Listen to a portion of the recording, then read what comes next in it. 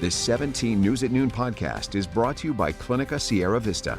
Welcome back to the 17 News at Noon podcast, where we share your news on your schedule. Good day, I'm Elena Rusk. We're learning a 1-year-old died after being found unresponsive in a pool in southwest Bakersfield. KCSO says the drowning happened back on August 11th. The young boy, identified as Ace Carter Calderon, was found in the pool and taken to Bakersfield Memorial Hospital, where he was later pronounced dead. Deputies say the death was officially ruled a drowning and the manner of death was an accident. Now, of course, this is another reminder to never leave a child unattended in or near water, and always designate an adult water watcher who avoids all distractions while watching kids swim. In addition to pools and spas, this includes bathtubs, buckets, decorative ponds, and fountains. So many times these drownings are a tragic accident when an adult doesn't realize a child has gained access to the water. If you own a pool or spa, install layers of barriers to prevent children from accessing the water. Homes can use door alarms, pool covers, and self-latching devices on fence gates and doors that access the water. You should learn how to perform CPR on children and adults, and learn how to swim and teach your children to swim as well. All right, now to your 17 Crime Watch. New details on a home invasion that turned deadly in northeast Bakersfield this weekend. Police were called to a home on University Avenue near Redlands Drive for a report of an armed robbery about 11:15 Sunday night. When they arrived, police say they found a man who died from an apparent gunshot wound. Yesterday, we learned that man was one of 2 suspects who allegedly broke into the home, and police say someone living there shot and killed him. The second suspect has not been caught. Police say the resident who shot the man has not been arrested and is cooperating with the investigation. The man who was killed has not yet been identified. And also following up, a police officer remains in the hospital this morning after a high-speed chase through central Bakersfield over the weekend. Officers tried to pull a suspected stolen car over on South Union Drive on Saturday morning, but the driver sped away, leading police on a chase. First responders tailed that suspect's car on the 58 on-ramp from Union Avenue when they lost control of the vehicle, slamming into a tree. One officer has since been discharged from the hospital, but the other remains there in stable condition.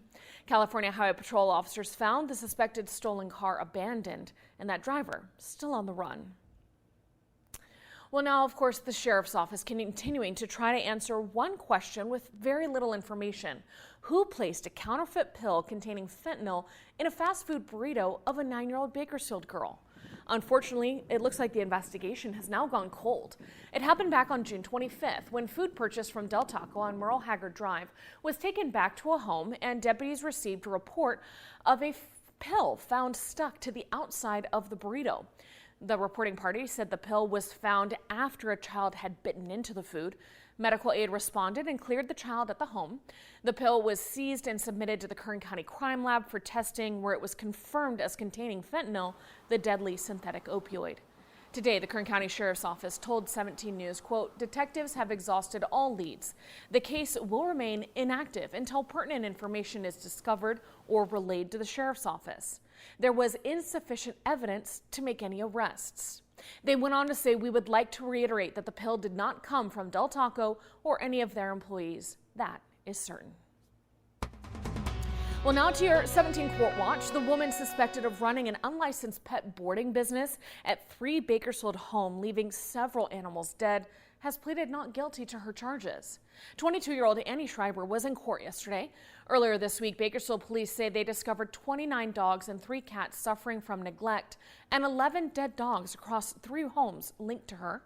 Schreiber's defense attorney said she should be freed on bail because she has no criminal record. But prosecutors argued that her bail should instead be raised because several clients entrusted her with their pets. The judge sided with the prosecution, and she is due back in court October 7th. We'll have more on this case tonight on 17 News at 5. And the Bakersfield Police Department being sued by the family of a man who was shot and killed during a foot chase last year. The family of Abraham Meza is alleging wrongful death and a civil rights violation in the shooting that happened June 24th on Highway 99 at Houghton Road. The suit says an officer identified as R. Guerrero did not give any warning before firing. Body-worn camera footage, however, contains footage in which an officer is clearly heard yelling, "Hey, I must shoot you." in quotes, seconds before firing at Meza, who turned toward him while holding a shotgun. Police say that shotgun was recovered along with 2 handguns found in Meza's backpack. A hearing is scheduled for November. Hello, this is Tim Callahan with Clinica Sierra Vista, and we're excited to unveil the Community Health Center of the Future, our comprehensive care center. It's located right across the street from Memorial Hospital. We have every service under one roof, from family medicine, OBGYN care, dental services for adults and children, behavioral health, and much more. So find your way to better care at Clinica Sierra Vista this year at our comprehensive care center. Visit our website, clinicasierravista.org, for the latest on this project. We'll see you soon. And listen up quickly, you drivers, a traffic alert for you. Tomorrow there will be a freeway closure for the westbound Highway 58 connector to southbound Highway 99. So the closure takes place Thursday evening, tomorrow night, from 9 p.m. until 5 a.m. Friday morning. It's needed for some sign installation there. So during that closure, westbound 58 to the southbound 99, those drivers will be detoured onto northbound 99 instead. They'll need to get off at California Avenue. Then you can go west to loop back around southbound to the 99 on-ramp. Construction schedules may be changed, however, without notice due to unforeseen circumstances, according to the crews there. And the Thomas Roads Improvement Program says they apologize for any inconvenience this work may cause to the traveling public, especially those of you who use the 58 connector there so regularly. This morning, a ceremony was held at the Bakersfield National Cemetery to memorialize veterans buried without any known family. Today, there were 7 veterans who were honored after death, leaving the world without a family to remember them, but their fellow veterans were there to carry on their legacy. It's an honor. We love each other, and all I can say is, like you say, we never forget. We're all brothers. It's part of the brotherhood. It doesn't make any difference if you have no family or who you are or what you are. We're all veterans. We're here for each other. That's it. Now, this was the first unaccompanied veterans ceremony held since 2019 that had no restrictions to the number of attendees. The veterans there at the ceremony said there were so many people from the community in attendance. It was shocking and also humbling to see Kern County coming together for these fallen but not forgotten veterans. And happening tomorrow, the Distinguished Speakers Series is returning to Bakersfield College. The first speaker of the series is Aaron Ralston, telling his extraordinary story of survival after an 800-pound boulder trapped him in a remote Utah canyon, and it captured global headlines back in 2003. In his New York Times bestseller, Between a Rock and a Hard Place, along with the Oscar-nominated film 127 Hours, Ralston will take audiences vicariously through those 6 days without water, communication, or hope of escape, to the ecstatic moments when he freed himself by severing his own arm.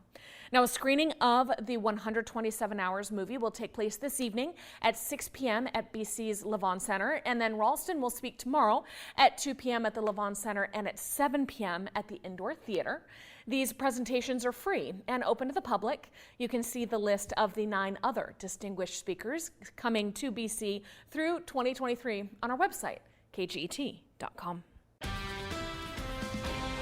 The 17 News at Noon podcast is a production of KGET and Nexstar Media Group. For more on all of the headlines in today's show, head to kget.com.